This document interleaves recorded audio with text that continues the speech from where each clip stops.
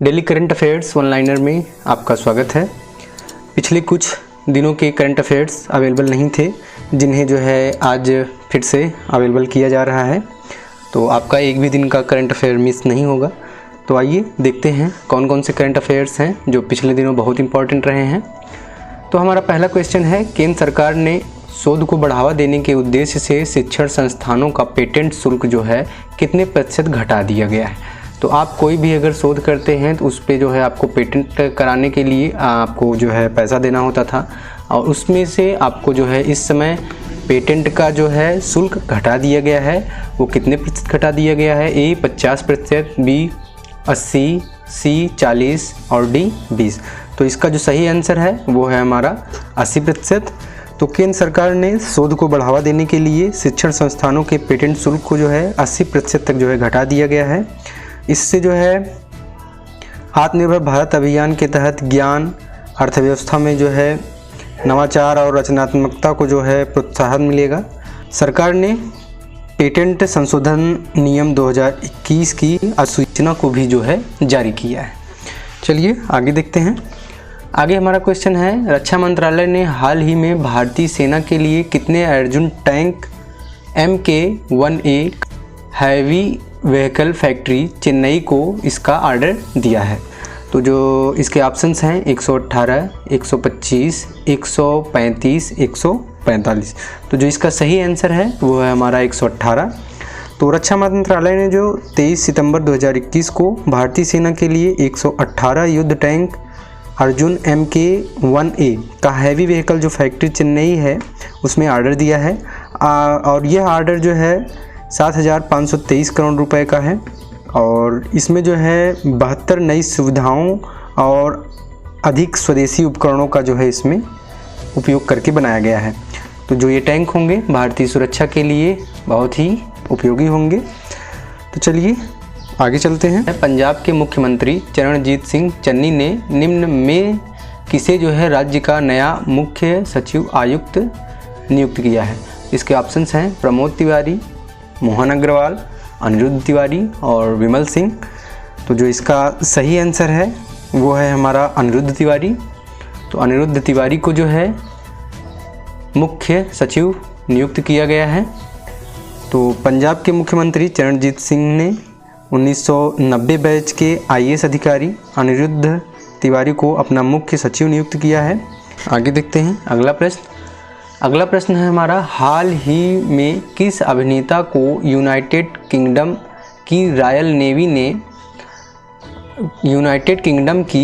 Navy में मानद commander पद पर नियुक्त कर सम्मान प्रदान किया गया है? तो मानद पद होता है जिससे कि एक सम्मान के रूप में प्रदान किया जाता है। तो ऑप्शन है हमारा Daniel Craig, Pearson Brosnan, Shahrukh Khan और जैक ब्लैक। तो जो इसके सही आंसर हैं वो है डेनियल क्रेग। तो डेनियल क्रेग को जो है इस पद पर नियुक्त किया गया है, नियुक्त करके जो है सम्मान प्रदान किया गया है। चलिए आगे देखते हैं। क्वेश्चन है, राष्ट्रीय लघु उद्योग निगम लिमिटेड के अध्यक्ष सह प्रबंध निदेशक के पद पर निम्न में से किसे नियुक्त किया गया है? ऑप्शन है हमारा संजय अग्रवाल, राहुल सचदेवा, मोहन अग्रवाल और अलका नांगिया अरोड़ा। तो जो इसके सही आंसर है अलका नांगिया अरोड़ा। तो अलका नांगिया अरोड़ा को जो है राष्ट्रीय लघु उद्योग निगम लिमिटेड की अध्यक्ष सह प्रबंध निदेशक के पद पर जो है अतिरिक्त प्रभार से नियुक्त किया गया है। अगला प्रश्न हमारा, IPL की किस एक टीम के खिलाफ 1000 रन बनाने वाले पहले बल्लेबाज निम्नलिखित में से कौन बन गए हैं? तो किसी एक टीम के खिलाफ जो है 1000 रन बनाया गया है, निम्न में से किसने बनाया है IPL में? ऋषभ पंत, श्रेयस अय्यर, रोहित शर्मा और विजय शंकर। तो जो इसका सही आंसर है वो हमारा है रोहित शर्मा। तो मुंबई इंडियंस के कैप्टन रोहित शर्मा ने एक खास उपलब्धि हासिल की है। रोहित IPL में किसी एक टीम के खिलाफ 1000 रन बनाने वाले पहले बल्लेबाज बन गए हैं, और उन्होंने जो है अब तक जो है कोलकाता के खिलाफ 29 पारियों में 1015 रन बनाए हैं। तो इस प्रकार से कोलकाता नाइट राइडर्स के खिलाफ जो है इन्होंने यह उपलब्धि हासिल की है। आइए आगे देखते हैं। हाल ही में किस राज्य के काजा में दुनिया के सबसे ऊंचे इलेक्ट्रिक वाहन चार्जिंग स्टेशन का उद्घाटन किया गया है? तो ऐसा कौन सा स्थान है जहां पर जो है सबसे ऊंचे इलेक्ट्रिक वाहन का स्टेशन बनाया गया है? Option A Madhya Pradesh, B Himachal Pradesh, C Uttar Pradesh, D Arunachal Pradesh. तो जो इसका सही आंसर है वो हिमाचल प्रदेश है। तो हिमाचल प्रदेश के लाहौल स्पीति ज़िले के काजा में दुनिया का सबसे ऊंचा इलेक्ट्रिक चार्जिंग स्टेशन बनाया गया है और यह अस्थायी पर्यावरण को बढ़ावा देने के लिए विश्व का सबसे ऊंचा इलेक्ट्रिक वाहन चार्जिंग स्टेशन बनाया गया है। यह जो है 500 फीट पर दुनिया का जो है सबसे ऊंचा इलेक्ट्रिक वाहन चार्जिंग स्टेशन है। तो इलेक्ट्रिक जो है बहुत तेज़ी से दुनिया में बढ़ रहा है, तो इसी क्रम में यहाँ पर चार्जिंग स्टेशंस हर जगह लगाए जा रहे हैं। आइए अगला प्रश्न देख लेते हैं। संयुक्त राष्ट्र की खाद्य एजेंसी के अनुसार किस देश में 16 मिलियन लोग भूखमरी की ओर बढ़ रहे हैं? यमन, सीरिया, ईरान और इराक। तो जो इसका सही आंसर है वो है हमारा यमन। तो संयुक्त राष्ट्र की खाद्य एजेंसी के प्रमुख डेविड बेस्ली के मुताबिक यमन में जो है 16 मिलियन लोग भूखमरी की ओर बढ़ रहे हैं और डेविड बेस्लो ने यह भी चेतावनी दी कि यमन में लाखों लोगों के भोजन के राशन में अक्टूबर 2021 में कटौती की जाएगी। जब तक कि नई फंडिंग वहां नहीं पहुंच जाती है। यमन के मानवीय संकट पर एक बैठक के दौरान उन्होंने कहा कि अमेरिका, जर्मनी, संयुक्त अरब अमीरात और सऊदी अरब के दानदाताओं ने सहायता की है। इस फंडिंग ने अकाल को जो है टालने में मदद की है। तो यमन में जो है अकाल चल रहा है जिससे यहाँ पर खाद्यान्न की आपूर्ति होने में बहुत समस्या आ रही है और इससे निपटने के लिए जो है विभिन्न देशों ने मदद की है और उन देशों में जो है अमेरिका, जर्मनी, संयुक्त अरब अमीरात, सऊदी अरब, इन सब देशों ने जो है यमन की मदद की है। आगे प्रश्न हम लोग देख लेते हैं। अगला क्वेश्चन है हमारा, विश्व पर्यटन दिवस वर्ल्ड टूरिज्म डे निम्न में से किस दिन मनाया जाता है? ऑप्शन हमारे 12 मार्च, 27 सितंबर, 19 जुलाई, 22 अप्रैल। तो जिसका हमारा सही आंसर है वो है हमारा 27 सितंबर। तो विश्व पर्यटन दिवस हर साल 27 सितंबर को मनाया जाता है और कोरोना महामारी के शुरू होने के बाद जिस सेक्टर को सबसे ज़्यादा नुकसान हुआ है वह पर्यटन का क्षेत्र है और पर्यटन के माध्यम से हमें दूसरे स्थानों, सभ्यताओं और संस्कृतियों के बारे में पता चलता है। तो कोरोना महामारी के समय में सब टूर बंद कर दिए गए थे। विश्व पर्यटन दिवस मनाने का मुख्य उद्देश्य वैश्विक विकास और सांस्कृतिक ज्ञान के लिए एक उपकरण के रूप में पर्यटन के वैश्विक महत्व को जो है उजागर करना है। तो कोविड-19 की वजह से बीच में पर्यटन बहुत प्रभावित हुआ, तो अब वर्तमान में सभी चीज़ें ओपन हो रही हैं। तो हमको याद रखना चाहिए कि विश्व पर्यटन दिवस कब मनाया जाता है, तो ये है 27 सितंबर को। चलिए आगे देख लेते हैं। T20 क्रिकेट में 10,000 रन बनाने वाले पहले भारतीय खिलाड़ी निम्न में से कौन बन गए हैं? विराट कोहली, सुरेश रैना, ऋषभ पंत, श्रेयस अय्यर। तो जो इसका हमारा सही आंसर है वो है विराट कोहली। तो विराट कोहली ने जो है 26 सितंबर को मुंबई इंडियंस के खिलाफ जारी मैच में इतिहास रच दिया है। वे जो है T20 फॉर्मेट में 10,000 रन पूरा करने वाले पहले भारतीय बल्लेबाज बन गए हैं और भारत की तरफ से कोहली के बाद T20 में सबसे ज़्यादा रन बनाने वाले बल्लेबाज जो हैं वो हैं रोहित शर्मा। तो ये दो खिलाड़ी बहुत ही इम्पोर्टेंट हैं। चलिए आगे देखते हैं। अगला क्वेश्चन हमारा, किस राज्य की सोजत मेहंदी को सरकार की ओर से GI टैग प्रदान किया गया है? तो ये चर्चा हो रही है सोजत मेहंदी की, तो किस राज्य में ये है और जिसको जो है GI टैग प्रदान किया गया है? पंजाब, दिल्ली, बिहार और राजस्थान। तो जो इसका सही आंसर है वो है राजस्थान। राजस्थान की जो सोजत मेहंदी है इसको जो है सरकार ने भौगोलिक संकेतक या फिर GI टैग, जियोग्राफिकल इंडिकेशन कह सकते हैं आप, का दर्जा मिला है। GI दर्जा जो है उत्पादन के निर्माताओं को उच्च मूल्य प्राप्त करने में मदद करता है और कोई अन्य निर्माता अपने उत्पादन का व्यापार जो है इसके नाम का इस्तेमाल करके नहीं कर सकता है। तो अब यह जो है सोजत मेहंदी मुख्य रूप से जो है राजस्थान के लिए है GI टैग। चलिए आगे देखते हैं। वायुसेना का नया उप प्रमुख निम्न में से किसे नियुक्त किया गया है? तो ऑप्शंस हैं air marshal Ram Singh, air marshal Rahul Sachdeva, air marshal Sandeep Singh, इनमें से कोई नहीं। तो जो इसका सही आंसर है एयर मार्शल संदीप सिंह। तो वायुसेना का नया उप प्रमुख नियुक्त किया गया है किसे? एयर मार्शल संदीप सिंह को। चलिए आगे चलते हैं। एयर मार्शल संदीप सिंह को जो है भारतीय वायुसेना का नया उप प्रमुख नियुक्त किया गया है, वह एयर मार्शल वी.आर. चौधरी का स्थान लेंगे। तो जो हमारे वायुसेना के जो नए उप प्रमुख हैं वो हैं हमारे एयर मार्शल संदीप सिंह। चलिए आगे देख लेते हैं। केंद्रीय वित्त मंत्री निर्मला सीतारमण ने कहा कि भारत ने वर्ष 2030 तक कितने हजार अरब डॉलर के निर्यात का लक्ष्य तय किया है? तो निर्यात करने का लक्ष्य कितना किया गया है? तो इसके ऑप्शंस हैं 3000 अरब डॉलर, 2000 अरब डॉलर, 4000 अरब डॉलर, 7000 अरब डॉलर। तो जो इसका सही आंसर है वो है हमारा 2000 अरब डॉलर। तो केंद्रीय वित्त मंत्री निर्मला सीतारमण ने कहा है कि भारत ने वर्ष 2030 तक 2000 अरब करोड़ के निर्यात का लक्ष्य तय किया है।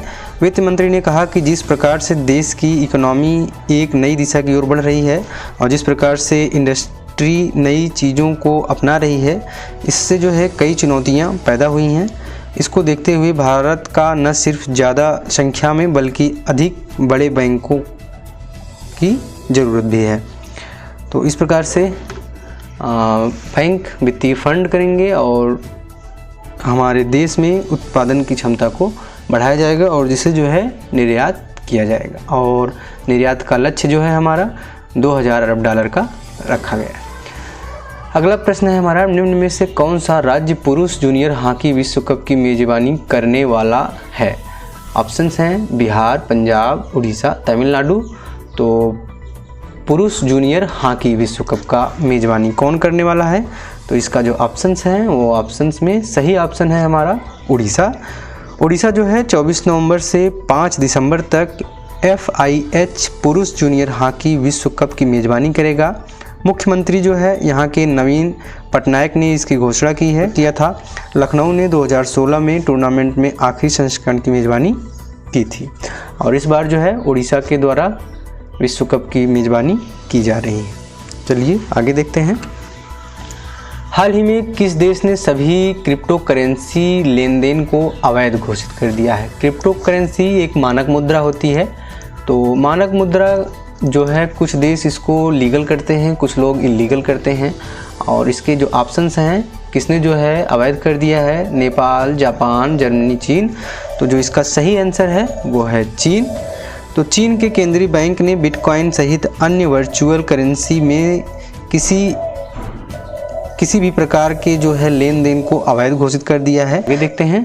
हाल ही में भारतीय वनस्पति सर्वेक्षण बॉटनिकल सर्वे ऑफ इंडिया ने अपने नए प्रकाशन प्लांट डिस्कवरी 2020 में देश की वनस्पतियों में कितने नई प्रजातियों को जोड़ा है? तो वनस्पति सर्वेक्षण ने जो है नई प्रजातियों को जोड़ा है।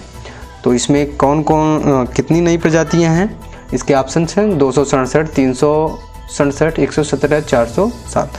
तो जो इसका सही आंसर है वो है 267। ये इन्वायरमेंट के लिए जो है क्वेश्चन बहुत इम्पॉर्टेंट हो जाता है और इसे जो है भारतीय वनस्पति सर्वेक्षण के द्वारा 267 नई प्रजातियों को जो है जोड़ा गया है। चलिए अगले प्रश्न पर चलते हैं। संयुक्त राष्ट्र के इंटरनेट गवर्नेंस फोरम 2021 में देश का प्रतिनिधित्व करने की जिम्मेदारी निम्न में से किसको प्रदान की गई है? तो इसके ऑप्शंस हैं पूर्णिमा तिवारी, कोमल तिवारी, मनोज अग्रवाल और प्रमोद सचदेवा। तो जो इसका सही आंसर है हमारा वो है पूर्णिमा तिवारी। तो पूर्णिमा तिवारी को जो है इंटरनेट गवर्नेंस फोरम 2021 में प्रतिनिधित्व करने की जिम्मेदारी दी गई है। तो संयुक्त राष्ट्र के इंटरनेट गवर्नेंस फोरम 2021 में देश का प्रतिनिधित्व करने की जिम्मेदारी जो है पूर्णिमा तिवारी को प्रदान की गई है 16वीं वार्षिक यूएन इंटरनेशनल गवर्नेंस फोरम बैठक का आयोजन पोलैंड सरकार की अध्यक्षता में 6 से 10 दिसंबर तक केटोवाइस में किया जाएगा और इसका मुख्य विषय जो है इंटरनेट यूनाइटेड होगा। पूर्णिमा तिवारी जो है उन 30 एम्बेसडर्स में से एक हैं जिन्हें जो है 193 देशों के आवेदकों में से चुना गया है। तो पूर्णिमा तिवारी, चलिए आगे देख लेते हैं। आरबीआई ने नियामकीय अनुपालन में कमी को लेकर निम्न में से किस निजी बैंक पर 2 करोड़ रुपए का जुर्माना लगा दिया गया है?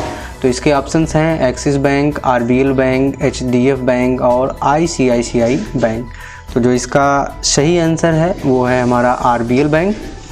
तो भारतीय रिजर्व बैंक आरबीआई ने निजी क्षेत्र के ऋणदाता आरबीएल बैंक पर नियामकीय अनुपालन में खामियों तथा बैंकिंग नियमन अधिगमता का जो नियम होता है उसको पालन न करने के कारण जो है 2 करोड़ रुपए का जुर्माना लगाया है। आइए आगे देख लेते हैं। अगला प्रश्न है हमारा, गुजरात विधानसभा की पहली महिला स्पीकर निम्न में से किसे नियुक्त किया गया है? तो पहली महिला स्पीकर नियुक्त की गई हैं, ऑप्शंस हैं प्रज्ञा ठाकुर, मीनाक्षी लेखी, किरण खेर और जो है नीमाबेन आचार्य। तो जो इसका सही आंसर है वो है हमारा नीमाबेन आचार्य। तो नीमाबेन आचार्य को जो है पहली महिला स्पीकर जो है नियुक्त किया गया है। तो भाजपा की वरिष्ठ विधायक डॉक्टर नीमाबेन आचार्य को गुजरात विधानसभा का सर्वसम्मत से अध्यक्ष चुन लिया गया है। वे गुजरात विधानसभा की पहली महिला अध्यक्ष बनी हैं। चलिए आगे देख लेते हैं। अगला प्रश्न है हमारा, इंग्लैंड के निम्न में से किस ऑलराउंडर क्रिकेटर ने टेस्ट क्रिकेट से संन्यास लेने की घोषणा की है? तो ऑप्शंस हैं जोस बटलर, शैम विलिंगसन, मोइन अली और आदिल रशीद। तो जो इसका सही आंसर है मोइन अली। तो मोइन अली ने जो है ऑलराउंडर क्रिकेट से जो है जो कि टेस्ट क्रिकेट से जो है संन्यास लेने के लिए बात कही है। चलिए आगे देख लेते हैं। निम्न में से किस देश ने 24 सितंबर 2021 को कोरोना वायरस के खिलाफ कोविशील्ड वैक्सीन को मान्यता दी है? तो 24 सितंबर 2021 को कोविशील्ड वैक्सीन को मान्यता किस देश के द्वारा दी गई है? इटली, जापान, रूस, चीन। तो ये है हमारा सही ऑप्शन इटली। तो इटली ने 24 सितंबर 2021 को कोरोना वायरस के खिलाफ कोविशील्ड को मान्यता दी है। कोरोना वायरस के खिलाफ कोविशील्ड वैक्सीन को ऑक्सफोर्ड यूनिवर्सिटी और एस्ट्राजेनेका द्वारा संयुक्त रूप से विकसित किया गया था। चलिए आगे देख लेते हैं। विश्व रेबीज दिवस, वर्ल्ड रेबीज डे निम्न में से किस दिन मनाया जाता है? 10 जनवरी, 28 सितंबर, 15 मार्च और 20 जुलाई। तो जो इसका सही आंसर है वो है हमारा 28 सितंबर। तो पूरी दुनिया में जो है हर साल 28 सितंबर को विश्व रेबीज डे मनाया जाता है। विश्व रेबीज दिवस पहली बार जो है 28 सितंबर 2007 को मनाया गया था। चलिए, इसका मुख्य रूप से लोगों के प्रति जागरूकता करना है कि अगर कोई जानवर आपको काट लेता है तो आपको जो है रेबीज का इंजेक्शन ज़रूर लगवाना चाहिए, अन्यथा आपकी तबीयत जो है आगे बहुत ही ख़राब हो सकती है। तो इसी को जागरूकता फैलाने के लिए वर्ल्ड रेबीज डे मनाया जाता है। भारत सरकार ने किस तारीख को ड्रोन संचालन के लिए भारत के हवाई क्षेत्र का नक्शा जारी किया है? तो ऑप्शंस हैं 14 सितंबर 2021, 12 सितंबर 2021, 24 सितंबर 2021 और 28 सितंबर 2021।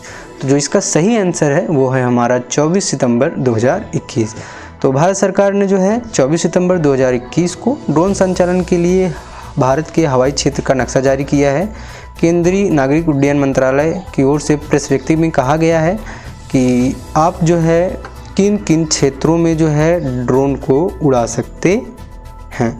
तो ड्रोन अर्थव्यवस्था के लगभग सभी क्षेत्रों को भारी लाभ प्रदान करते हैं। इसमें जो है खनन, कृषि निगरानी और बुनियादी ढांचा और परिवहन, आपातकालीन प्रक्रिया, रक्षा और उसके बाद जो है भूस्थानिक मानचित्र और कानून प्रवर्तन भी शामिल है। तो इन सब क्षेत्रों में जो है विज्ञप्ति जारी की गई है कि इन सब क्षेत्रों में जो है ड्रोन का संचालन हवाई क्षेत्र में नक्शा निकालने के लिए किया जा सकता है।